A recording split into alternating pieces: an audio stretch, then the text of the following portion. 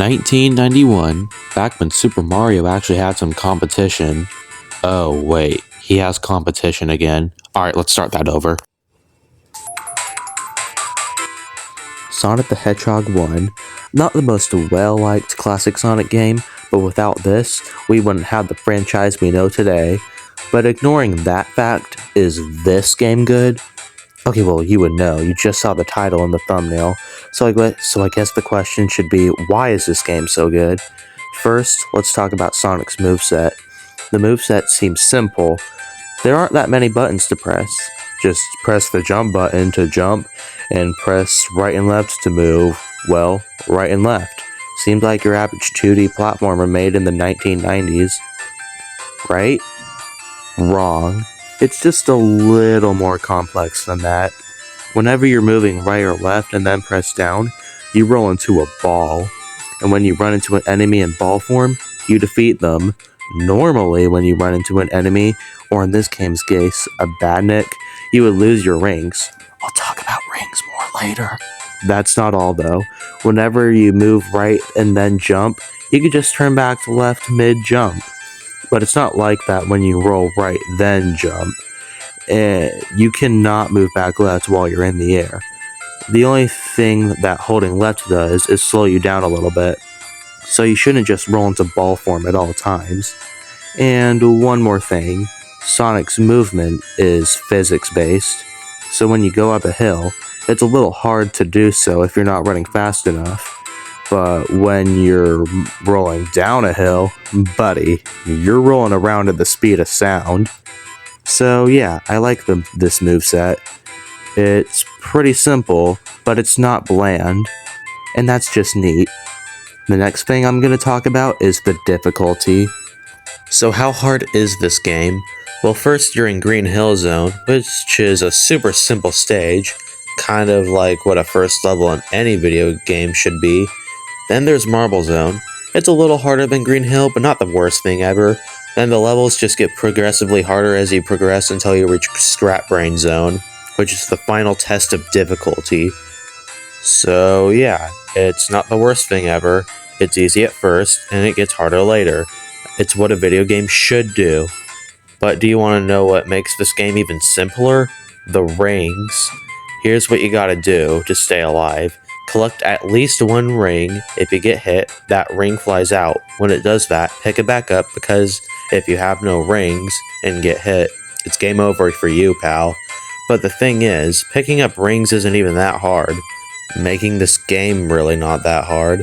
Just don't get too used to picking up rings all the time, because if you have 50 rings, you'll be able to get to a special stage, which is important for getting the good ending. And you're not going to have any rings for the final boss. But it honestly isn't that bad if you know what you're doing. Again, this is a pretty simple game if you're playing normally. This game is meant to be played as fast as possible, also known as speedrunning. And speaking from experience, it's pretty hard to do that. In levels like Green Hill or Starlight, there are a variety of alternate pathways to beat the level, and you gotta figure out which ones will make you beat the level the fastest. And for some other slow levels, such as Marble and Labyrinth, you gotta figure out how to get through these slow stages as fast as possible. So again, Sonic 1 is simple, but I like to put it as easy to play, hard to get good at, and that's the type of difficulty I like to see in video games. Since we're talking about how difficult these levels are the levels themselves good? Well, I'd say yes. There isn't a single zone that I hate in Sonic 1. Oh, but what about Marble Zone and Labyrinth Zone? We'll get there, trust me. But for now, let's talk about the first level and most iconic level in Sonic history, Green Hill Zone. This is the most well-liked level in the game, and it deserves the praise it gets. One of the best first levels in any video game. There are so many different paths to take and in many different ways to beat this level, and this is where you really get to experiment with Sonic's physics. And also, the theme is just such a banger, but you already knew that. This is a Sonic song after all. Green Hill is such a replayable stage, and it's only the first stage. Going back to the topic on difficulty, Green Hill's an easy level, but it's also really fun. First level should be easy, but it shouldn't just be easy and that's it. It is a video game after all, so it needs to be really fun and replayable too. And replayable it is. This is one of the stages I have the most fun with speedrunning. Again, this game is easy to play, hard to get good at, and Green Hill does not break that rule. I love this stage so much, but I feel like I should move on before this gets repetitive. So, looks like we're about to get to that stage, Marble Zone. Marble Zone is seen as this big pace breaker. Green Hill has so many slopes to gain momentum, and it's such an open level to go fast in. And as for Marble Zone, it's slow, there are no slopes, and the level is very blocky. It's a Sonic game, a game about going fast. You'd think I would hate this stage because of how much fun I had in Green Hill, right? If you think that, did you not just hear what I said about like 2 minutes ago? Were you not listening? Yes, I like Marble Zone, and I do not despise it like how almost every Sonic fan does. Here's why. I feel like the reason Green Hill is this big open level filled with many slopes to roll down is so you can test Sonic's physics. When you roll down a hill for the first time, you will say, "Ah, yes, whenever you roll down a hill, Sonic goes faster." And when you hold the right button for a little while, you will say, "Ah, yes, the longer Sonic runs, he gains a little more speed as you run," or in other words, gaining momentum. The game wants to teach you how Sonic moves, and the best way to do that is to have a level that just lets you go fast. Marble Zone is basically telling you, alright, you now know how Sonic moves. Now can you try going fast in a less open area? Yes, there are a few sections that require a lot of waiting. That's not all the level is. Like for example, in the beginning section of Act 1, there are no obstacles stopping you from going fast, and in Act 2, there's this one section where you can either choose to push this green block onto the lava and slowly wait to move on to the next section with there being purple blocks in the way sometimes. Or you could choose to go where the shield box is, then jump on the green block, and then if you gain enough speed, jump on the first purple block, and then jump on the next purple block, and if you have enough speed, you can jump on the top platform and move on to the next section.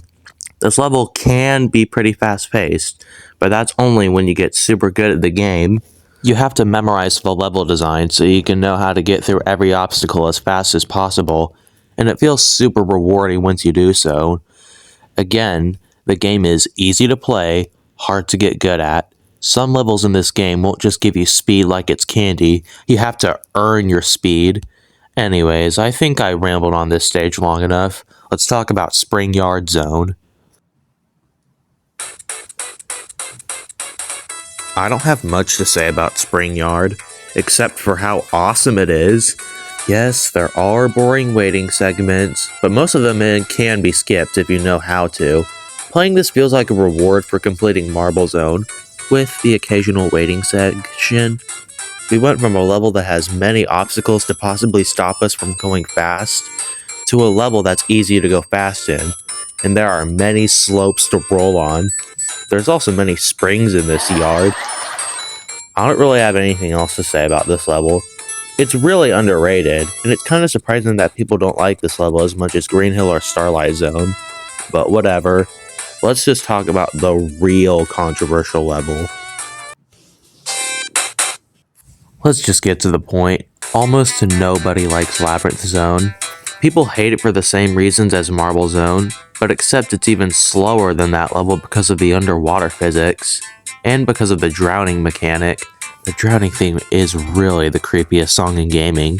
The waiting is really bad here since you keep having to wait for air bubbles to pop up so you don't drown. But it's really only like that if you haven't mastered the game. There's this little thing called Risk and Reward.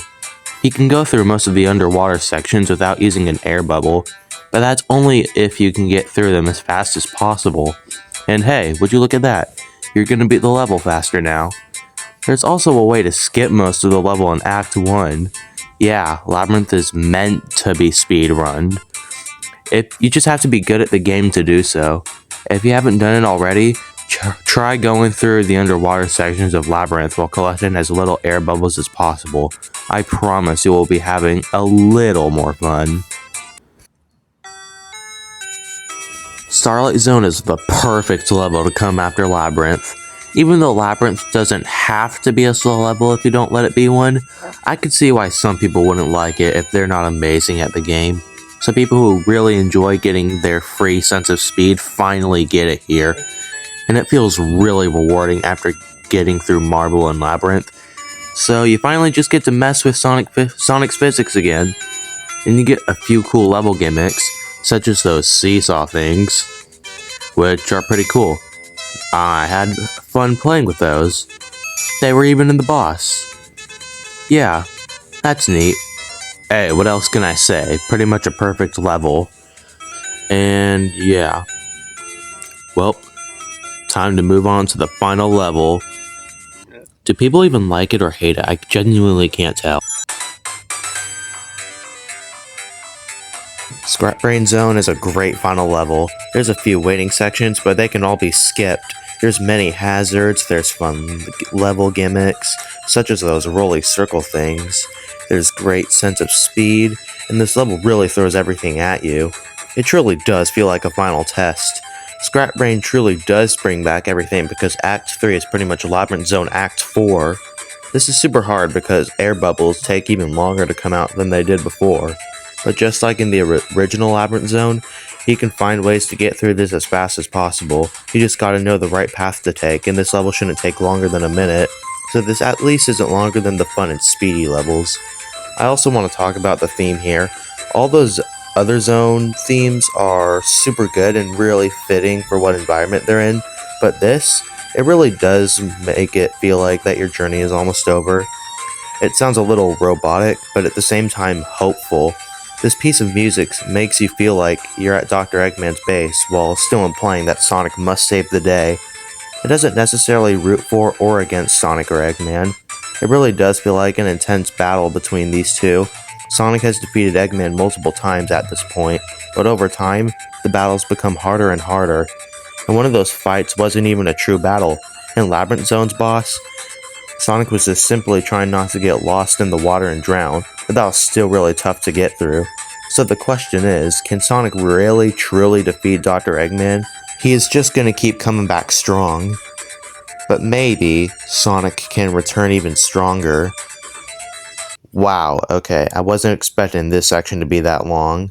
I guess I just really enjoy rambling. But with Scrap Brain out of the way, I now want to talk about the bosses of this game.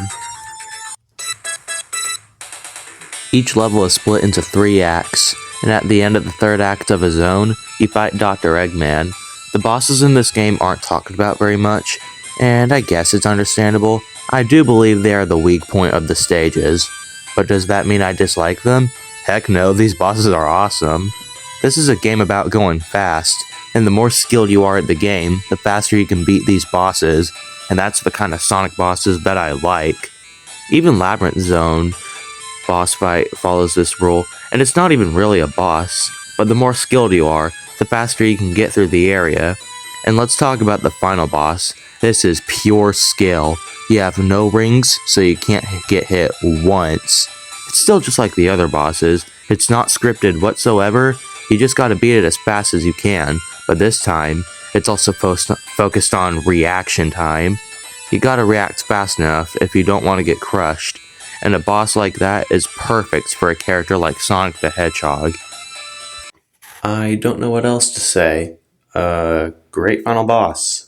So, since I talked about all the stages and bosses, it might seem like the video is done, but I actually have a few more things I want to discuss.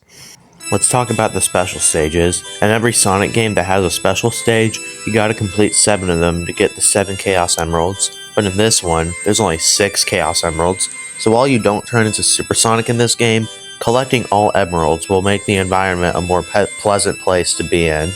Putting that aside, what are the stages themselves like? You're in this weird fever dream looking area, and you're in Sonic's ball form the whole time. And the stage ends when you touch a red circle that says goal, meaning that you fail, or when you touch the Chaos Emerald, meaning that you pass. I don't always do the special stages, but when I do, I have fun with them. I like the way that the complete these special stages are by using Sonic's physics and using them correctly, like when knowing when to jump or when holding right or left to help you go in a certain direction. There's also rings in there, and while they don't protect you from the goal circles, they will add to your score. Speaking of score, I don't see many people talk about it. I feel like Sonic 1 is more fun when you try to play for a high score. How do you get a higher score? Well, first, you have to beat an act as fast as possible.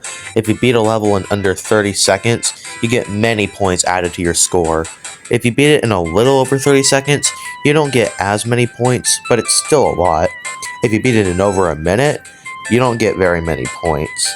Another way to add to your score is by defeating Badniks. If you bounce on a Badnik, you get 100 points. But if you bounce on another Badnik without landing on the ground, you will get even more than that. The more you keep bouncing on Badniks, the higher amount of points will be added to your score. And the final way to add to your score is by collecting rings. Collecting one ring would equal 100 points. But never make collecting rings and defeating Badniks your main priority, because beating a level really fast is very important to keeping your score high. But in the special stages, you won't get any points for your time taken on them, so take as long as you want to collect rings. I know trying to keep all your rings in a level could be really hard, but do you want to know what helps? Power-ups. There are 3 power-ups in this game. First off is the shield. Pretty basic. If you get hit, you will lose your shield, but you won't lose your rings. But you still shouldn't get crushed though, and you can still drown. So it won't save you from everything, but I'll still try to use it when I can so I can keep my rings. Next up, invincibility. Pretty self-explanatory. You're invincible. For like 20 seconds, but it's still very useful when you're trying to get through certain sections as fast as possible while keeping your rings. It still doesn't save you from getting crushed or drowning though.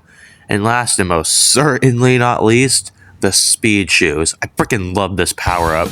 It makes Sonic much faster temporarily, and it's just so fun to use. Very useful for speed running. And if you're using the speed shoes and invincibility, buddy, you're pretty much supersonic for like 15 seconds. This game was already great, but these power-ups just make the game peak. This game's just so peak that I keep stuttering, because I just can't simply describe how peak it is, yeah. Okay, I just got a little carried away, but yeah, that's my review on Sonic 1. A lot of people consider it one of the weaker classic Sonic games, but I find it almost perfect. It's just so fun to replay, and it feels very rewarding to speedrun.